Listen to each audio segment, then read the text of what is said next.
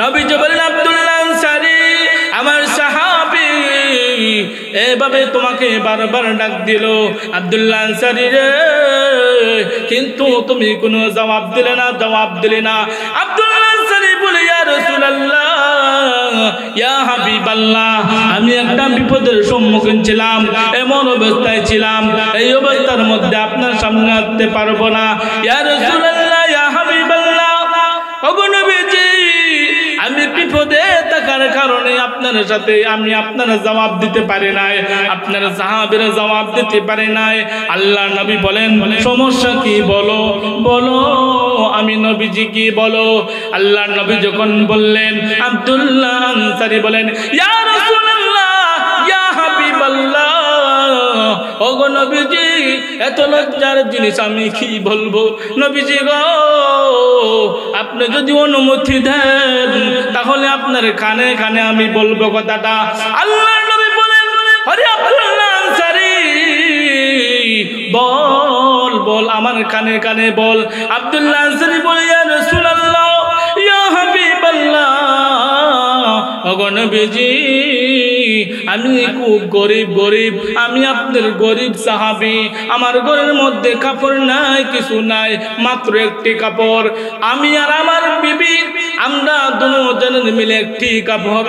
ইয়া রাসূলুল্লাহ, ইয়া হাবিবাল্লাহ, গরিব হওয়ার কারণে আমাদের আর কাপড় নাই, দুইজন স্বামী স্ত্রী মিলে আমাদের কাপড় একটাই, এক কাপড় দিয়ে আমরা চলাফেরা করি। ইয়া রাসূলুল্লাহ, ইয়া হাবিবাল্লাহ, ওগো নবীজি, মসজিদে নববী থেকে যখন আজান হয়ে যায় তখন সময় ঘরের ভিতরে আমি বসে থাকতে পারি না, আমার জান, আমার হৃদয় চটপট করে কোন সময় মসজিদে নববীতে চলে যাব। কিন্তু আমি কি করব, আমি গরিব হওয়ার কারণে আমি তো আগে যাইতে পারি না, কারণ আমরা আমার বিবির মিলে একজনের দুইজনের একটি কাপড়। ইয়া রাসূলুল্লাহ, ইয়া হাবিবাল্লাহ, ওগো নবীজি, নামাজের সময় যখন হয়, নামাজের সময় হওয়ার পরে আমি আমার বিবির কাছে যেই কাপড়টা থাকে, আমার বিবিকে বলি, ওগো বিবি, দে তোর কাপড়টা আমাকে দে, আমি চলে যাব মদিনাতুল মুনাওয়ারায়, আমি মসজিদে নববীতে চলে যাব। আল্লাহর নবীর পিছনে আমি 2 রাকাত নামাজ যদি পড়তে পারি, ওয়াক্ত নামাজ যদি পড়তে পারি, আমার আর কোনো দুঃখ নাই, আমার আর কোনো যন্ত্রণা নাই, আমার আর কোনো আফসোস নাই, গরিব হয়েছি সমস্যা নাই, কিন্তু আল্লাহর নবীর পিছনে নামাজ যদি পড়তে পারি, এর থেকে আমার আর কোনো শান্তির জিনিস নাই। আল্লাহর নবীকে সাহাবী আব্দুল্লাহ আনসারী বলে, ইয়া রাসূলুল্লাহ, ইয়া হাবিবাল্লাহ, আমি যখন এই কাপড়টা পরিধান করি, আমার ঘরের ভিতরে একটা গর্ত করে রেখে দিয়েছি, যখন আমি কাপড় পরি, আমার বিবি তখন সব উলঙ্গ হয়ে যায়, কাপড় বিহীন হয়ে যায়, লজ্জায় তখন সময় এই গর্তের মধ্যে বসে কাপড় পরিবর্তন করে আমাকে দিয়ে দেয়। আমি সেই কাপড় পরে মদিনাতুল মুনাওয়ারায় চলে যাই, গিয়ে নামাজ আদায় করি, নামাজ পড়ি, নামাজ পড়ে আবার আমার বিবি আমাকে যাওয়ার সময় বলে দে, স্বামী গো, নামাজ শেষ হওয়ার পরে তাড়াতাড়ি চলে আসো, কেননা তুমি আসলে কিন্তু আমি নামাজ পড়তে হবে, কারণ ঘরের মধ্যে আর কোনো কাপড় নাই।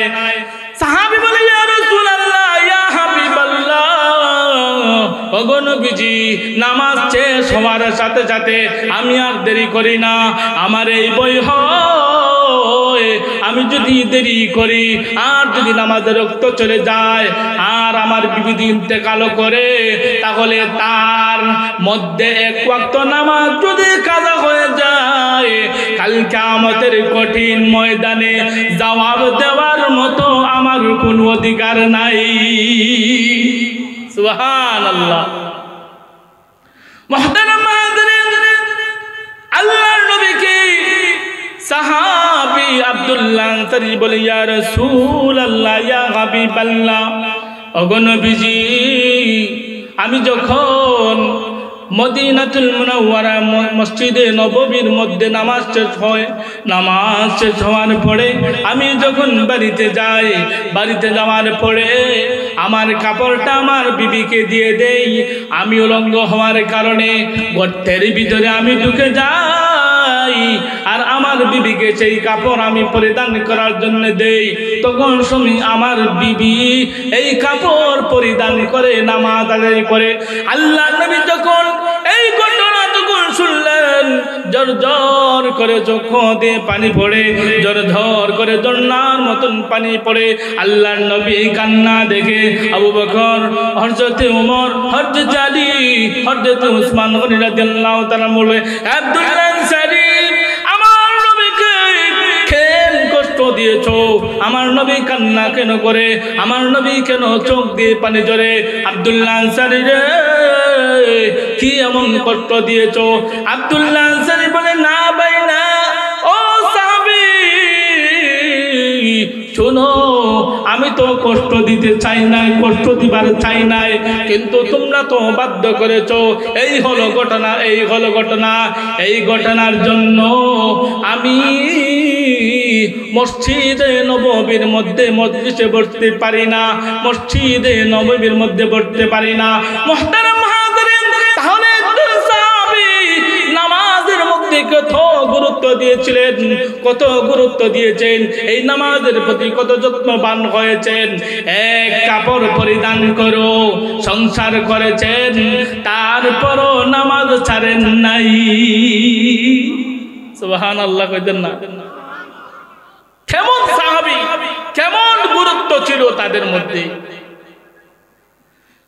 আল্লাহর নবী বলেন, আমার সাহাবী আব্দুল্লাহ আনসারী এত গরিব হওয়ার পর নামাজ ছাড়ে না, চক্ষু দিয়ে জর করে। আব্দুল্লাহ আনসারীকে রাসূল বলেন, হে আব্দুল্লাহ আনসারী, চল আমার সাথে মসজিদে নববীতে। মসজিদে নববীর মধ্যে যাইয়া যখন সাহাবীদের কাছে যখন বললেন, কে আছো? আমার আব্দুল্লাহ আনসারী সাহাবীকে তোমরা হাদিয়ে দিবা, কিতাবের মধ্যে উল্লেখ করা হয়েছে। তখন সময়ে সাহাবীরা এমন ভাবে হাদিয়া দেওয়া শুরু করলেন, হাদিয়া দিতে দিতে 2 মণ ওজন তার কাপড় হয়ে গেছে। সুবহানাল্লাহ। আল্লাহ রাব্বুল আলামিন বলেন, যদি নামাজ কায়েম করে তাহলে সমস্ত সমাধান হয়ে যাবে, সমস্ত ফাহেশা কাজ থেকে বিরত রাখবে। মুহতারাম হাজিরিন, এবার আব্দুল্লাহ আনসারী রাদিয়াল্লাহু তাআলা আনহুর সম্মান কেমন বেড়ে গেছে। আব্দুল্লাহ আনসারীকে আল্লাহ নবী বলেন, হে আব্দুল্লাহ আনসারী, চল আমি নবী তোকে বাড়িতে আগায় দিয়ে আসবো। কত বড় ভাগ্য, নবীজি নিজে সাহাবীরে বাড়িতে আগায় দিয়ে আসবেন। নবীজি যখন সাহাবীদেরকে নিয়ে আব্দুল্লাহ আনসারীকে নিয়ে যখন চলে গেলেন, বাড়ির কাছাকাছি যখন গেলেন, আল্লাহর নবী বলেন, সাহাবী আব্দুল্লাহ আনসারী, তোমার ঘরের মধ্যে তোমাকে আমি আগায় দিয়ে আসি, কারণ তুমি আমার এত বড় সাহাবী, এত গরিব, এত কষ্ট থাকার পরও তুমি নামাজ ছাড়ো না। মুহতারাম হাজিরিন, আল্লাহ নবী যখন আবার গেলেন, আরেকটি অলৌকিক ঘটনা, আরেকটি ঘটনা হয়ে গেল।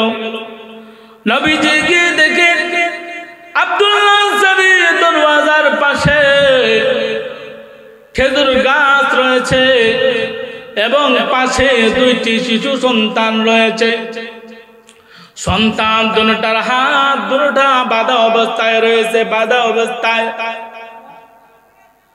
আব্দুল্লাহ আনসারীকে আল্লাহর নবী বলেন, সাহাবী আব্দুল্লাহ আনসারী, ওই যে পাশে দেখা যায় 2টা সন্তান, শিশু সন্তান, এরা কারা?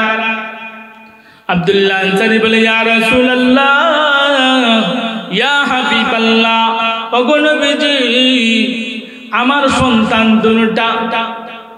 আব্দুল্লাহ আনসারী, তাহলে তাদের হাত কেন বাঁধা? হাত কেন বাঁধা? আব্দুল্লাহ আনসারী বলে, ইয়া রাসূলুল্লাহ, ইয়া হাবিবাল্লাহ, ওগো নবীজি, এই দুটা শিশু সন্তান আমার, এই দুটা শিশু সন্তান বয়স অল্প হওয়ার কারণে 5-7 বছর বুঝে না। আমার পাশে ইহুদির বাড়ি, ইহুদির 2টা খেজুর গাছ রয়েছে। 2টা ইহুদির খেজুর গাছ থেকে আমার বাড়িতে খেজুর গাছ বাঁকা হয়ে চলে আসছে এবং আমার বাড়িতে খেজুর টপ টপ করে পড়ে। ইয়া রাসূলুল্লাহ, ইয়া হাবিবাল্লাহ, ওগো নবীজি, আমার বাড়ির মধ্যে যেই খেজুর পড়ে আমার শিশু সন্তান 2টা খেজুর তুলে তুলে খায়। ওগো নবীজি, কিন্তু এই বাড়ির ইহুদি সে কি করে, আমার সন্তান পেরো খায় না, পাইরো খায় না, যেগুলো নিচে পড়ে এগুলো খায়। কিন্তু ইহুদি আমার শিশু সন্তান 4-5 বছর 7 বছরের সন্তান, এই সন্তানের শিশু সন্তানের মুখের ভিতরে 2টা আঙ্গুল ঢুকায়া আসে, সেই খেজুরগুলো নিয়ে আসে। ইয়া রাসূলুল্লাহ, ইয়া হাবিবাল্লাহ, ওগো নবীজি, আমার সন্তান বুঝে না, সন্তানকে আমি কিভাবে বুঝাইবো? সেজন্য আমার সন্তানকে আমি বেঁধে রেখে দিয়েছি। কেননা আমি এত মনে মনে ভাবি, এই ইহুদি গাছের খেজুর যদি খায় হারাম বক্ষণ হবে, হারাম বক্ষণ হওয়ার কারণে আমার সন্তান ভবিষ্যতে যে নেক আমল করবে, গায়ের মধ্যে যদি হারাম রক্ত থাকে, হারাম গোশত থাকে, তাহলে আমার সন্তানের ইবাদত বন্দেগী হয়তো কবুল হবে না। আল্লাহর নবী বলেন, তাই নাকি? ইহুদি তো শয়তান, এখনো কিন্তু ইহুদিগুলো শয়তান। এই তামাম বিশ্বের মধ্যে যত শয়তানি যা কিছু আছে, মুসলমানদের যত আক্রমণ করে, সবার চাইতে বেশি শত্রুতামি বেশি করে ইহুদি খুব শয়তান। মুহতারাম হাজিরিন, আল্লাহর নবী যখন এই অবস্থা দেখলেন, আল্লাহর নবী তখন ডাক দিয়া বললেন, এই সাহাবী, কে আছো? এই 2টা খেজুর গাছ আমাকে কিনে দিবা। আমাকে এই 2টা গাছ যে কিনে দিবে, আমি নবীজি ওয়াদা দিলাম, কাল কিয়ামতের কঠিন ময়দানে আমি নবীজি জান্নাতে নেওয়ার জন্য জিম্মাদারি নিয়ে নিলাম। মুহতারাম হাজিরিন, কিতাবের মধ্যে উল্লেখ করা হয়েছে, হযরতে ওসমান গনি রাদিয়াল্লাহু তাআলা আনহু সাথে সাথে দৌড় দিছে, দৌড়াইয়া চলে গেছে ইহুদির বাড়িতে। ইহুদিকে যাইয়া বলে, আর ওসমান গনি রাদিয়াল্লাহু তাআলা আনহু তদানীং সময়ের এমন ধনী, এমন বড় লোক ছিলেন, এই মদিনার এমন কোন কাফের বেঈমান ইহুদি নাই, যেই কাফের ইহুদি বেঈমান, যেই কাফের ইহুদি বেঈমান ওসমান গনির হালুয়া রুটি খায় নাই। মুহতারাম হাজিরিন, হযরত ওসমান গনি ইহুদির বাড়িতে চলে গেছেন, যাইয়া বলে, ইহুদি রে, তোর 2টা গাছ আমার কাছে বিক্রি করবেন। ইহুদি ডাক দিয়ে বলে, ওসমান গনি, তোমার তো বড় বড় বাগান, হাজার হাজার খেজুর গাছ রয়েছে, কিন্তু এই 2টা খেজুর গাছ কেন কিনবে? ইহুদি বলে, এই 2টা গাছ তোমার কি প্রয়োজন? এই 2টা গাছ দিয়ে, খেজুর গাছ দিয়ে কি করবে? হযরত ওসমান গনি বলে, ইহুদি রে, আমার নবীজি চেয়েছেন, সেজন্য আমার নবীজির জন্য এই গাছ আমি খরিদ করতে চাই।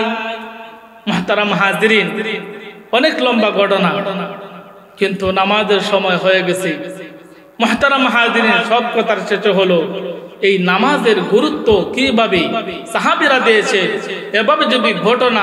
এভাবে যদি সাহাবীদের ঘটনা দিয়ে বলতে যাই, ঘন্টার ঘন্টা রাত চলে যাবে, কিন্তু শেষ হবে না। আল্লাহ রাব্বুল আলামিন আমাদের সকলকে 5 ওয়াক্ত নামাজের পাবন্দি করার তৌফিক দান করুন। সকলে বলেন আমিন।